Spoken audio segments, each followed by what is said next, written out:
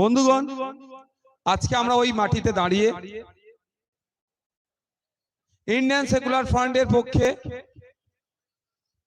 June মাসের 1 তারিখে বসিরহাট লোকসভা নির্বাচনে সকাল সকাল খামচিহ্নিতে গিয়ে পোলিং বুথে গিয়ে খামচিহ্নিতে যাতে বোতাম টেপন বা প্রেস করেন তার আহ্বান নিয়ে আপনাদের এখানে উপস্থিত হয়েছে।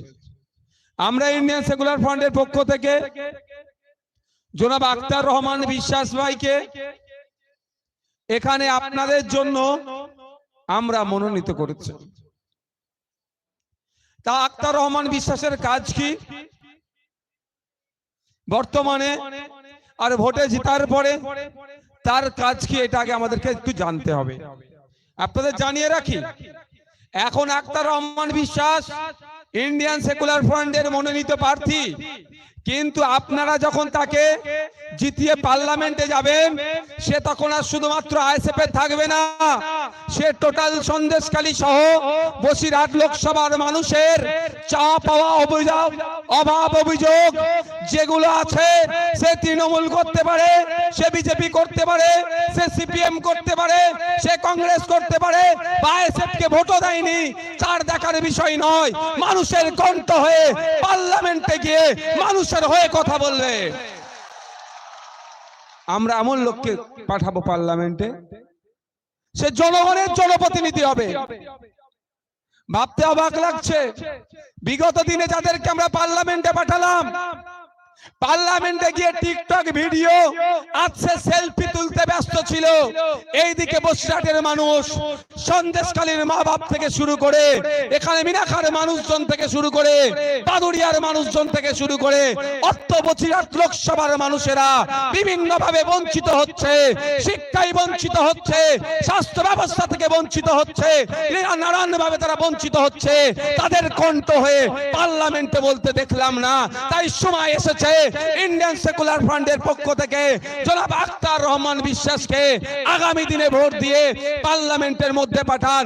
পার্লামেন্টের মধ্যে গিয়ে আপনাদের যে সমস্যাগুলো আছে সেগুলো বলিষ্ঠ কণ্ঠে কনসার্ন ডিপার্টমেন্টাল মিনিস্টারদের কানের মধ্যে ঢুকিয়ে দেবে।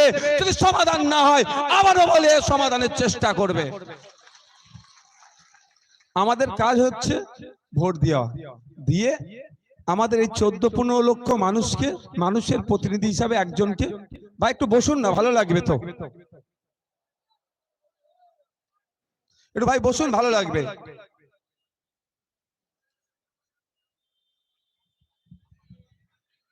আজকে এখানে অনেক মানুষ আসতে পারেনি, বাজারে এসে চায়ের দোকানে বসে আছে, ভাইজানা কি বলছে শুনবে, কিন্তু এই গ্রাউন্ডের মধ্যে এসে পৌঁছাতে পারেনি, সাহসে কুলোয়নি।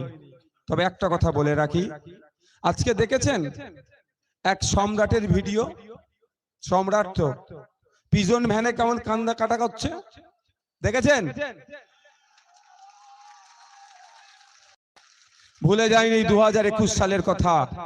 ইন্ডিয়ান সেকুলার ফ্রন্টের এখানে প্রার্থী দেওয়া হয়েছিল সন্দেশখালীতে, 14,000 প্রায় 15,000 ভোট পেয়েছিলাম, 7% ভোট পেয়েছিলাম এত হিংসার পরেও।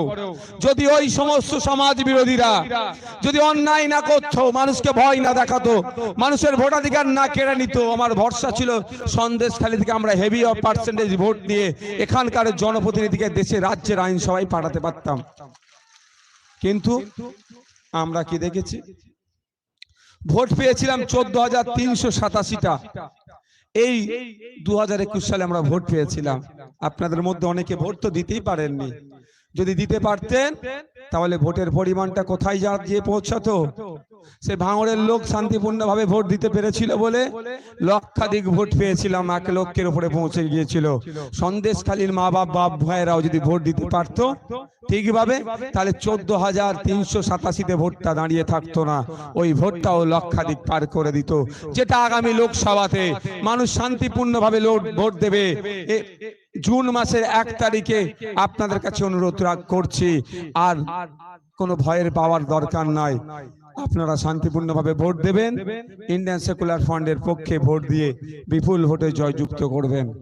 যারা এখানে এসে পৌঁছাতে পারেনি, আর যারা সর্বপ্রথম এখানে এসে পৌঁছেছেন, এত বাধা বিপত্তিকে উপেক্ষা করে আপনাদেরকে সকলকে সংগ্রামী অভিনন্দন জানাচ্ছি।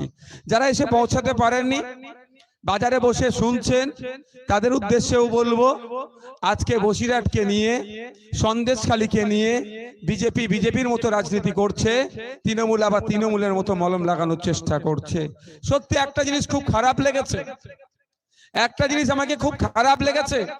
আমরা কিন্তু প্রতিবাদ করেছি, যখনই জানতে পেরেছি সন্দেশখালীর আমার দলিত মায়ের উপরে অত্যাচার হয়েছে, সন্দেশখালী আমার আদিবাসী মায়ের উপরে অত্যাচার হয়েছে, সর্বোপরি সন্দেশখালী মানুষের উপরে অত্যাচার হয়েছে, আমরা আমাদের প্রতিনিধি দলের মাধ্যমে সন্দেশখালীতে পৌঁছানোর চেষ্টা করেছিলাম।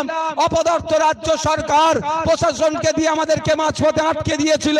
মাঝপথে আটকে আইএসএফ ক্ষান্ত হয়নি, তার প্রতিনিধিদেরকে নিয়ে, লোকজনকে নিয়ে এসপি অফিসে আমরা ডেপুটেশন দিয়েছি। শুধু এসপি অফিস ডেপুটেশন নয়, এখানকার একাধিক থানাতে আমরা চিঠিতে লিখিত জানিয়েছি অবিলম্বে সন্দেশখালীতে যে সমস্ত সন্ত্রাসী লোকজন আছে, সমাজ বিরোধী লোকেরা আছে, আমার আদিবাসী মায়ের উপর অত্যাচার করেছে, দলিত মায়ের উপর অত্যাচার করেছে, মুসলিম জমি জায়গাকে দখল করেছে, অবিলম্বে তাদেরকে গ্রেফতার করা হোক, তার আওয়াজ আমরা তুলেছিলাম। আমি আসতে চেয়েছিলাম, আপনারা জানেন আমাকে প্রিভেনশন অফ 151 দিয়ে এখান থেকে প্রায় 80 কিলোমিটার দূরে আমাকে আটকে দিয়েছিল। আমাকে ডিটেন করে প্রায় 5-6 ঘন্টা আমাকে লালবাজার সেন্ট্রাল লকআপে আটকে রেখেছিল। এত ভয় পাওয়ার কি আছে? জানে ভাইজানরা গেলে আলো সত্য উদ্ঘাটন হবে। তাই আমাদের ঐক্যবদ্ধ প্রচেষ্টার লড়াইয়ে শাসক বাধ্য হয়েছে একে একে একে একে তার ছোট বড় মেজর সেজো নেতাদেরকে এখানে ধরে অ্যারেস্ট করেছে। সর্বোপরি কোর্টের যখন চাপ খেয়েছে, তারপরে বড় রাঘব বোয়ালকে জেলের মধ্যে নিয়ে গিয়েছে। কিন্তু একটা বিষয় সত্যি আমাকে দুঃখ লেগেছে, ওই কথাটা আমি ব্যথিত হয়েছি খুব। সেই বিজেপি তার ভোট ব্যাংকে বাড়ানোর জন্য যেভাবে মানুষের মধ্যে বিভাজন করার চেষ্টা করেছে, যেভাবে মানুষে লাগিয়ে দেওয়ার চেষ্টা করেছে, এটাকে ধিক্কার নিন্দা জানাচ্ছি। যখন বলেছে যে দেখে দেখে নাকি আমার মা যদি বোনকে, আমার আদিবাসী বোনকে নাকি মুসলিম সমাজের পক্ষ থেকে নাকি অত্যাচার হয়েছে, এটা যখন বলেছে খুবই ব্যথিত হয়েছি। আমরা কিন্তু শাহজাহান শেখকে, আমরা কিন্তু তার সাঙ্গপাঙ্গকে, আমরা উত্তম হাজরাকে, আমরা শিবুকে কিন্তু তার ধর্মীয় বিচার দেখে তার বিরোধিতা আমরা করি না। তার অন্যায়টাকে দেখে যে অত্যাচার করেছে তার আমরা বিরোধিতা করি। আর বিজেপি অপদার্থ বিজেপি, আর তার এখন রাজ্যের বড় নেতা অপদার্থ যারা আছে, তারা যেভাবে ধর্মে ধর্মে, বর্ণে বর্ণে, জাতে জাতে বিভাজনের করে ভোট নেওয়া যায়, তার সুকৌশল বা তার আস্তে আস্তে তার স্লো পয়জন দেওয়ার চেষ্টা করেছে। কিন্তু আমি ধন্যবাদ জানাই সন্দেশখালীর ধর্মপ্রাণ মানুষদেরকে, দলিত হতে পারে, আদিবাসী হতে পারে, মুসলিম হতে পারে, ভিন্ন জাতের হতে পারে, কিন্তু তারা ওই বিজেপির টনিককে তারা গ্রহণ করেনি, বরঞ্চ তারা দেখিয়ে দিয়েছে কাঁধে কাঁধ মিলিয়ে এই শাহজাহান, এই শিবু, এই উত্তম সহ যারা সমাজ বিরোধী আছে তাদের বিরুদ্ধে লড়াই করেছে। আরে অত্যাচারিত হয়েছে আমার মা, সেই মায়ের ধর্ম নিয়ে তুমি কি করবে? যে অত্যাচার করতে সমাজ বিরোধী, তার ধর্ম নিয়ে মানে এখানে তাদের ভোট নিতে হবে, এখানেও তাদের ভোট দরকার। ভোট ছাড়া তারা কিছু বোঝে না। কিন্তু এই ভোট করতে করতে সমাজ আজকে রসতলে চলে যাচ্ছে। তাই বন্ধুগণ যারা উপস্থিত হয়েছে, বিভিন্ন জাতের মানুষ, বিভিন্ন বর্ণের মানুষ, বিভিন্ন ধর্মের মানুষ, প্রত্যেকের কাছে অনুরোধ করব, এই ৭৫ বছর ধরে কিন্তু একে আটকাতে হবে, ওকে জিতাতে হবে। ও এই করছে, ও সেই করছে।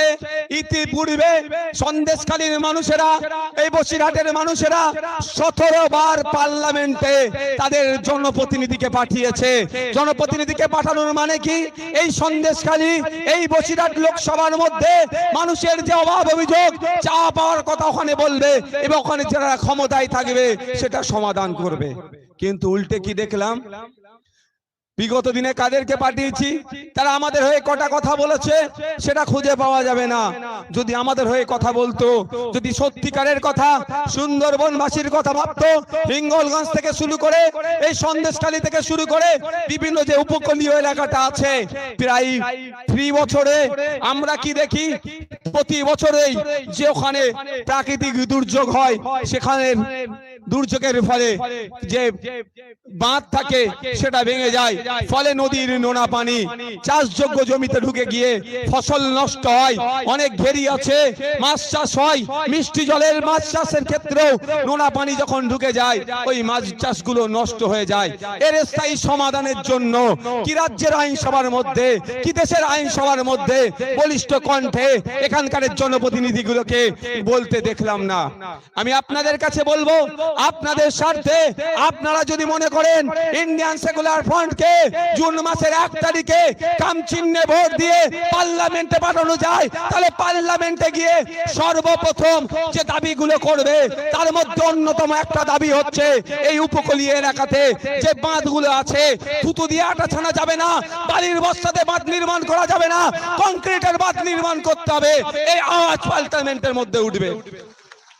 যে আওয়াজ আমি বিধানসভার মধ্যে তুলি, বারবার বলেছি, যদি মানুষকে সত্যিকারের অর্থে আপনি রিলিফ দিতে চান, মানুষকে যদি সত্যিকারের অর্থে তাকে শান্তিতে রাখতে চান, বিশেষ করে যেটা উপকূলীয় এলাকা আছে, যে বাঁধগুলো আছে, বিজ্ঞানসম্মতভাবে বাঁধগুলো নির্মাণ করা হোক এবং বিজ্ঞানসম্মতভাবে রক্ষণাবেক্ষণ করা হোক। যদি রক্ষণাবেক্ষণ করা হয় এবং যদি বিজ্ঞানসম্মতভাবে বাঁধগুলো নির্মাণ করা হয়, তাহলে কিন্তু ওই বাঁধ আর ভেঙে বাড়ির দিকে, গ্রামের দিকে নোনা পানি ঢুকে যাবে না, গ্রামের মানুষ ক্ষতি হবে না। কিন্তু বন্ধুগণ, এরা করে না কেন আপনারা কি এবারে মাথায় ভেবেছেন? এরা তো বলে সমাজের জন্য করব, কেন করে না ভেবেছেন? মাথায় আসে কি কেন করে না বলুন তো? বাঁধ ভেঙে গেলেই তো এদের পোয়া ভারী হয়ে যায়। কেন? বাঁধ ভেঙে যাবে, সরকার ঘোষণা করবে রিলিফ দেব, হাজার হাজার কোটি টাকা আসবে আপনাদের জন্য, দেব আপনাদের রিলিফের জন্য। আপনার জমি নষ্ট হয়েছে, আপনার পুকুরের মাছ নষ্ট হয়েছে, আপনার বাড়ি ঘরদোর ভেঙেছে, আপনার ক্ষতিপূরণের জন্য, রিলিফের জন্য যে টাকাটা আসবে, তৃণমূলের দাদারা দিদিরা, এই শাহজাহান শিবু উত্তমেরা সেটাকে লুটে নেয়। আর যদি কংক্রিটের বাঁধ নির্মাণ করে দেওয়া হয়, তাহলে আর অন্তত 100 বছর এই উপকূলীয় এলাকার মানুষকে ওই ঝড় আসবে, ওই বুলবুল আসবে, ওই আফফান আসবে, ইয়াস আসবে, আরো কত কি আছে, আইলা যেভাবে ক্ষতি হয়েছে সেই অর্থে আর ক্ষতি হবে না। আমরা মানুষের কথা ভাবি। তাই আপনাদের বলবো, যদি আগামী দিনে চান পার্লামেন্টে গিয়ে বসিরহাট লোকসভার মানুষের চাওয়া পাওয়ার কথা, অভাব অভিযোগের কথা উত্থাপন করতে চান, তাহলে আর অন্য কোনো সিম্বলের দিকে তাকানোর দরকার নাই। সকাল সকাল যাবেন, জুন মাসের 1 তারিখে গিয়ে আপনার ইভিএম মেশিনের সামনে দাঁড়াবেন, যেখানে খামচিহ্নটা দেখবেন ওই বাটনটাকে আপনারা জোর করে প্রেস করে দেবেন, বাকি দায়িত্বটা আমাদের দিয়ে ছেড়ে দেবেন। এখানে কম করে আজকে 1000-10 মানুষ আছে তো নাকি? তাই তো নাকি? হাতটা তুলেন তো দেখি একবার ভাই। আচ্ছা, যারা দূরে আছেন আমাদের লোক কি করে বুঝবো? তাহলে হাতটা তুলেন তো, গরমের চোটে ওই ছাদে উঠে গেছে। মায়েরা আছে তো নাকি? কম করে 1000-10 মানুষ আছে তো এখানে। আপনাদেরকে আজকে একটা দায়িত্ব দেবো, নিতে পারবেন? একটু দায়িত্ব নিতে হবে। এখানে যারা এসে উপস্থিত হয়েছেন, বসুন। এখানে যারা এসে উপস্থিত হয়েছেন, আপনারা অনেক বাধা বিপদ থেকে উপেক্ষা করে এসে উপস্থিত হয়েছেন, আপনাদেরকে একটা দায়িত্ব নিতে হবে। সেই দায়িত্বটা কি?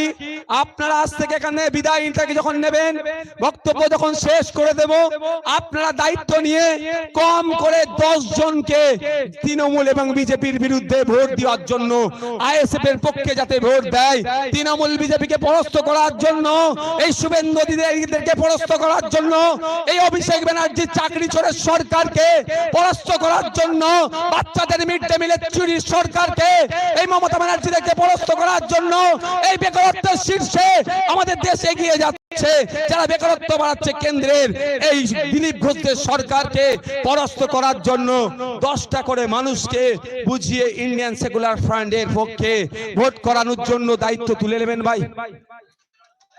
নেবেন ভাই?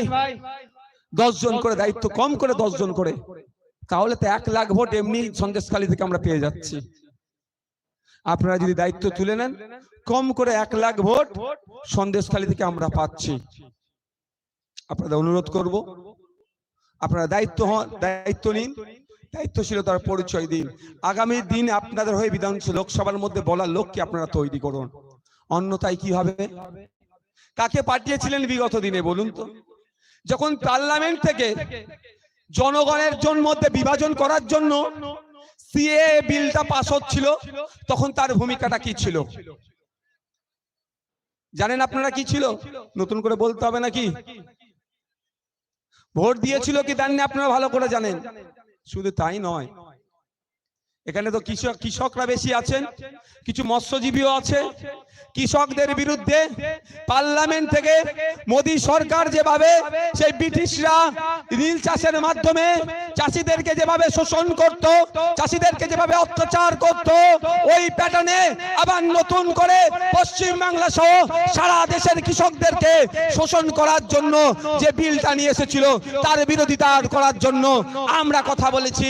কিন্তু দুঃখের বিষয়, আপনারা যাদেরকে 2019-এ ভোট দিয়ে পার্লামেন্টে পাঠালেন, সেই সাংসদ মহাশয়া একটা শব্দ কিন্তু কৃষকদের জন্য করেনি। করেছে ভাই? এখানে তো কৃষক পরিবার বেশি আছে নাকি?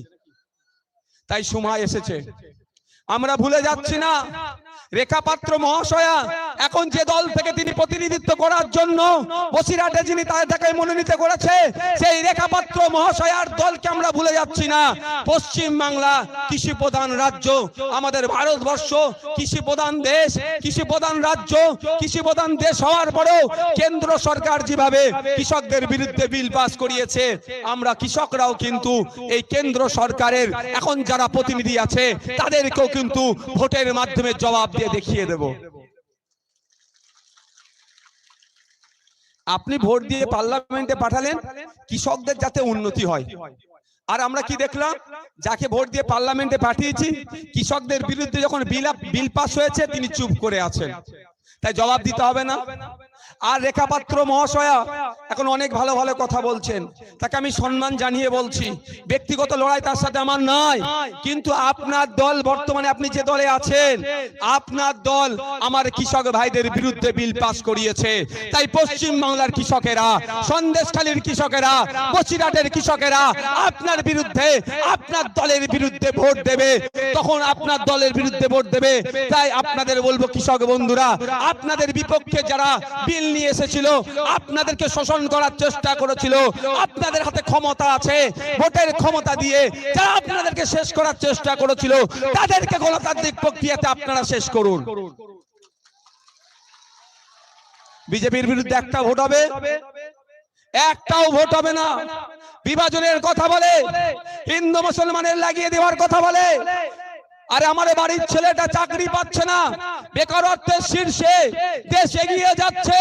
বর্তমান যে বেকারত্ব আছে তার মধ্যে 86% আমাদের মতো যুব সমাজের মানুষজন, ছেলেরা আছে। হিন্দু বাড়ির হতে পারে, দলিত হতে পারে, আদিবাসী হতে পারে, মুসলিম হতে পারে, কিন্তু বেকারত্বের শীর্ষে আমাদের দেশ এগিয়ে যাচ্ছে। তাদেরকে ভোট দিয়ে লাভটা কি? যে বলেছিল বছরে 2 কোটি চাকরি দেব, চাকরি তো দূরের কথা, এই শুভেন্দু অধিকারী মহাশয়ের নেতারা বলেছিল বছরে 2 কোটি চাকরি দেব, এখন চাকরিতে দূরের কথা আরো ছাঁটাই হচ্ছে।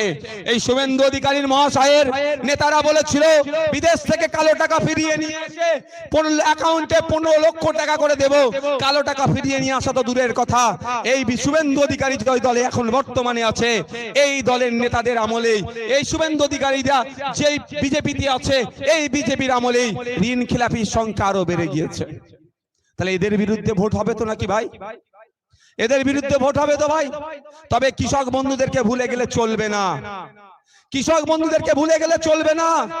সারা দেশের কৃষকরা যখন এই কৃষি বিলের বিরুদ্ধে আন্দোলনে নেমেছিল, তারা যখন ভারত বন্ধের ডাক দিয়েছিল, ইন্ডিয়ান সেকুলার ফ্রন্ট কৃষকদের স্বার্থে ভারত বন্ধকে সফল হওয়ার জন্য সমর্থন শুধু জানায়নি, আমরা রাস্তায় নেবে এই ভারত বন্ধকে সফল করতে চেয়েছিলাম। তখন মমতা ব্যানার্জির সরকার প্রশাসনকে দিয়ে, এই গুন্ডা মস্তানকে দিয়ে, এই শাহজাহান শিবুদেরকে দিয়ে আমাদের বন্ধকে সফল হতে দেয়নি, অর্থাৎ কৃষকদের পক্ষে তারা নেয়নি। তো কৃষক বন্ধুদের বলবো, আমাদের বিরুদ্ধে আমাদের আন্দোলন ছিল বিজেপির বিরুদ্ধে, কিন্তু মমতা ব্যানার্জির তো বুক ফেটে যাচ্ছিল কেন? তারা আমাদের আন্দোলনকে সফল হতে দেয়নি কেন? সময় এসেছে আমরা যেমন আমাদের বিপক্ষে যারা বিল পাস করিয়েছে বিজেপি, তাদের বিরুদ্ধে ভোট দেব, আর আমাদের বন্ধকে যারা সফল হতে দেয়নি তৃণমূল, তারও বিপক্ষে আমরা ভোট দেব। আমি ভেবে পাই না, আন্দোলন করি তো বিজেপির বিরুদ্ধে, মমতা ব্যানার্জি মহাশয়ের এত কষ্ট হয় কেন? বন্ধটা কার বিরুদ্ধে ডেকেছিলাম? বিজেপির বিরুদ্ধে। বন্ধটা সফল হতে কে দিল না? কে দিল না ভাই? তৃণমূল দিল না। তাই সময় এসেছে তো এই তৃণমূল বিজেপির বিরুদ্ধে ভোট দেওয়ার। ভাই আমি আর কটা বাজে, আমাকে একটা প্রোগ্রামে যেতে হবে, আমি আর 5 মিনিট বক্তব্য দেবো, কারো অসুবিধা আছে? ম্যাক্সিমাম 5 মিনিট, কারো অসুবিধা নেই তো ভাই? ভাই আপনাদের বলি, আমরা ভুলে যাব না ওই দিনগুলোর কথা। সিএ নিয়ে আমাদের আন্দোলনটা কার বিরুদ্ধে ছিল? কেন্দ্রীয় সরকারের বিরুদ্ধে ছিল। কেন্দ্রীয় সরকার কে পরিচালনা করছিল তখন? বিজেপি করছিল। তাহলে আমাদের রাজ্যে আমরা যখন সিএ এর বিরুদ্ধে আন্দোলন করেছিলাম, আমাদের বিরুদ্ধে মিথ্যা মামলা কে দিয়েছিল? তৃণমূল সরকার দিয়েছিল। তাই জবাবটা কাউকে দিতে হবে। যে সিএ নিয়ে এসে বিভাজনের কথা বলে, তার বিরুদ্ধে যেমন জবাব দেব, আমাদের এই আন্দোলনকে দমিয়ে দেওয়ার জন্য আমাদের নামে যারা মিথ্যা মামলা দিয়েছে তৃণমূল, তারও বিরুদ্ধে আমরা জবাব দেব। আমরা ভুলে যাচ্ছি না নূপুর শর্মার কথা। নূপুর শর্মা যখন হযরত মুহাম্মদ সাল্লাল্লাহু আলাইহি সাল্লামকে নিয়ে বাজে মন্তব্য করেছিল, কুমন্তব্য করেছিল, আপত্তিজনক যখন মন্তব্য করেছিল, পশ্চিম বাংলার ধর্মপ্রাণ মুসলিমরা যখন এর বিরোধিতা করেছে, মমতা ব্যানার্জি তখন আমাদের বলেছিল যে এই আন্দোলন দিল্লির বিষয়, দিল্লিকে আন্দোলন করুন। সেই জন্যই আমরা আমাদের পক্ষ থেকে আক্তার রহমান বিশ্বাসকে আমরা দিল্লি পাঠাবো। আমরা দিল্লিতে গিয়ে যেমন আন্দোলন করব, আমরা মাঠে ময়দানেও আন্দোলন করব। তাই আমাদের দিল্লিতেও লোককে পাঠাতে হবে। মমতা ব্যানার্জি কি বলেছিল? দিল্লি গিয়ে আন্দোলন করতে না, এই দিল্লি যাবে আন্দোলন করবে, আমরাও মাঠে ময়দানে আন্দোলন করব। আমরা ভুলে যাচ্ছি না মতুয়া সমাজের ধর্মগুরুদের নাম, ঠাকুর হরিচাঁদ ঠাকুর, গুরুচাঁদ ঠাকুরের নাম নিয়ে মমতা ব্যানার্জি যেভাবে অপমান করেছে, আমরা মতুয়া সমাজের মানুষেরাও এর জবাব দেব, মুসলিম সমাজের মানুষেরাও এর জবাব দেব। হবে তো নাকি ভাই? সকলে ভালো থাকবেন, সুস্থ থাকবেন, বিদায় না।